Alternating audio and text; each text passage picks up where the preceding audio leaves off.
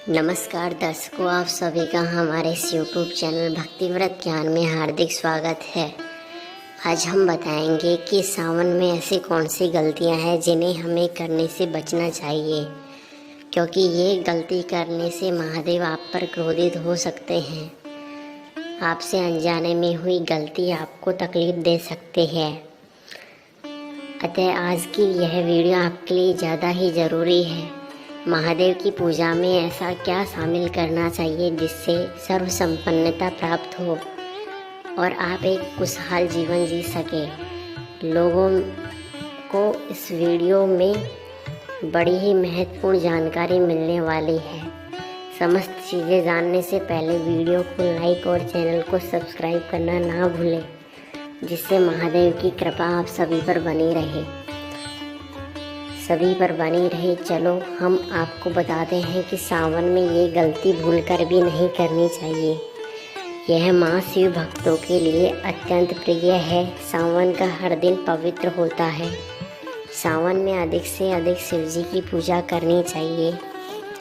सावन का हर दिन त्योहार माना जाता है, लेकिन सोमवार से व्रत की कुछ और ही बात होती है।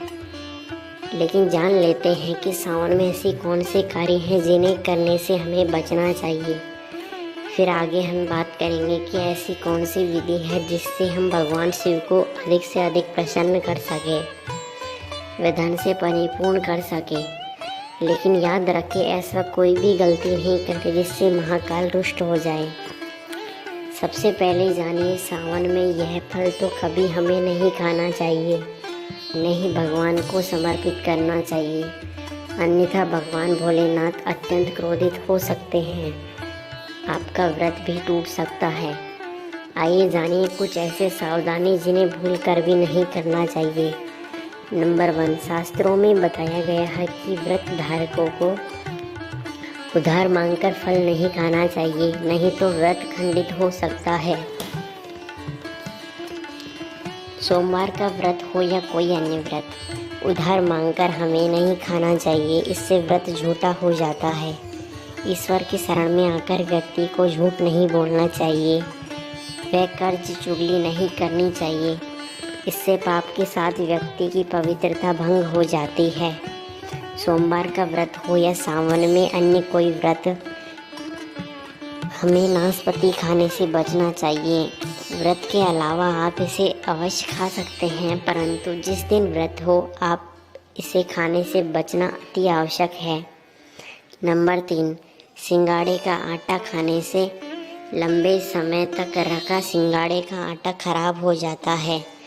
इसमें कीड़े, धूल के कण, मिट्टी आदि आ जाते हैं।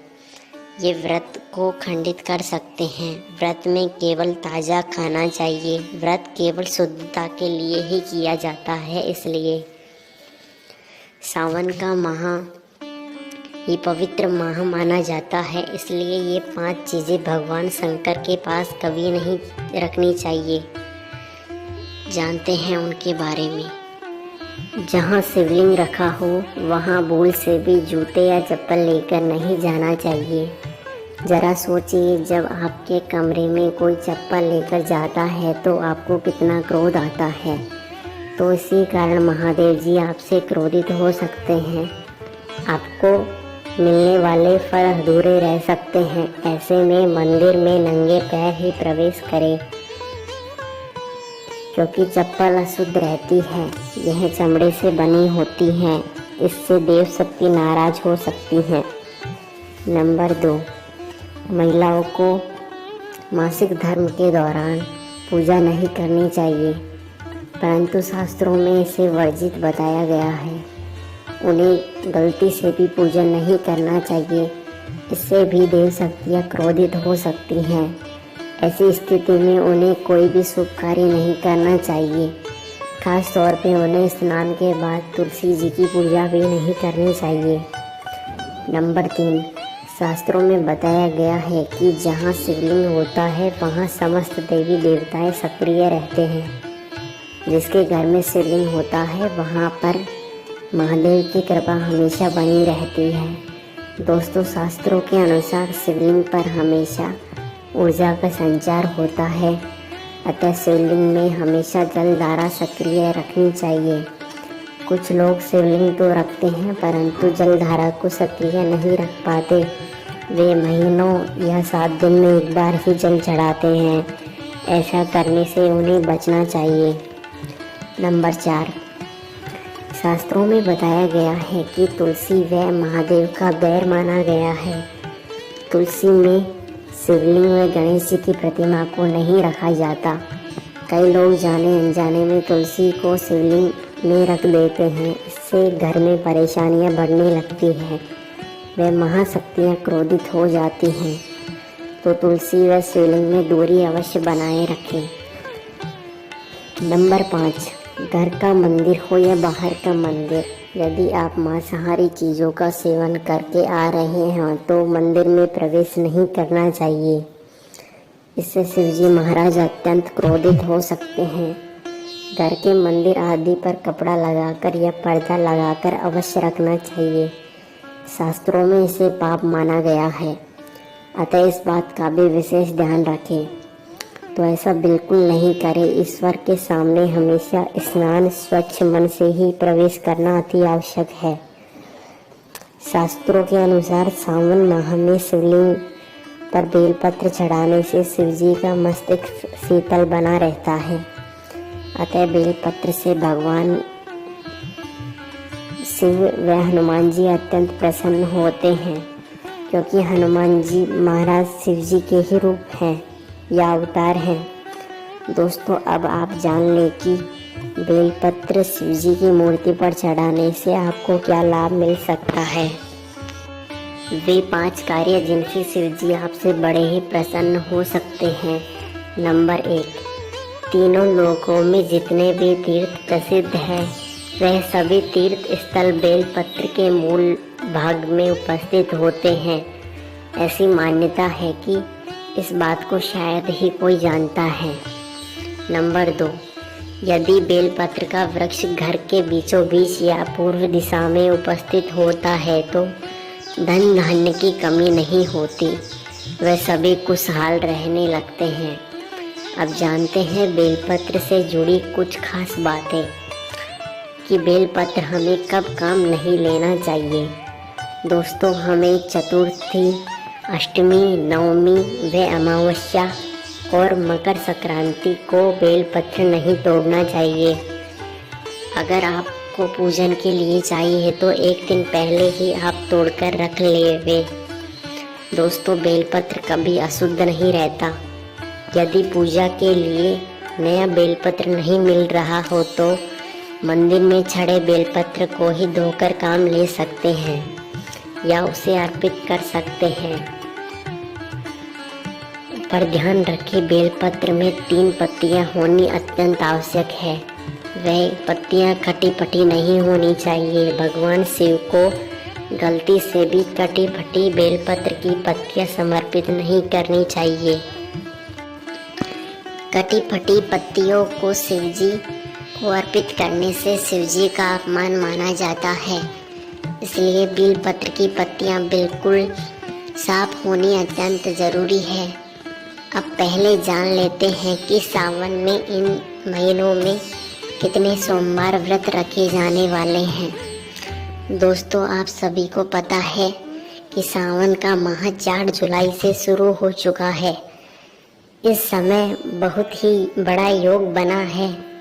इन दिनों आप भगवान शिव की पूजा अवश्य करें। इस प्रकार शिव जी की अधिक कृपा आप पर बन सकती है, क्योंकि इस बार 2 सावन हैं। इस बार 4 सावन सोमवार व 4 सावन अधिक मास के हैं। ऐसे ही कुल मिलाकर 8 सावन व्रत इस बार होने वाले हैं।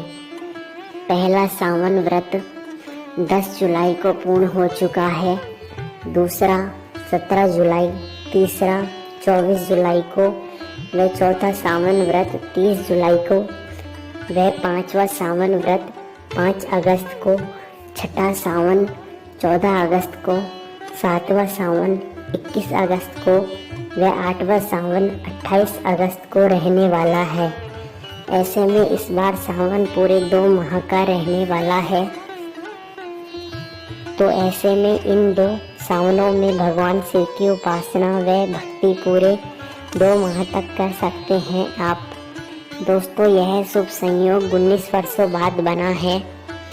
सावन की समाप्ति 21 अगस्त को होने वाली है व रक्षाबंधन 30 अगस्त को है। दोस्तों, आप जान लें कि वो कौन से 5 संकेत हैं जिनसे पता चले कि शिव जी आपसे बड़े ही प्रसन्न हैं या नहीं। सावन के बारे में हर बार बताने से पहले वीडियो को लाइक जरूर कर दीजिएगा। वो 5 संकेत सुनिए जो शिवजी व आपके बीच के प्रसन्नता के संकेत हैं।